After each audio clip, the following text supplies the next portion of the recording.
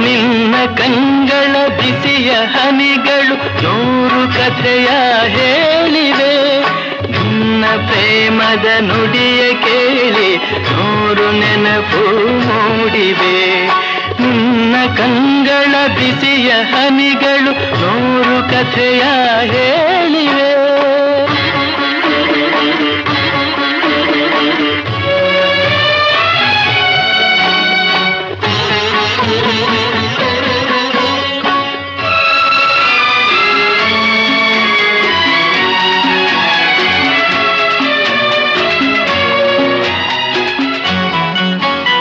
ತಂದೆಯಾಗಿ ತಾಯಿಯಾಗಿ ಮಮತೆಯಿಂದ ಬೆಳೆಸಿದೆ.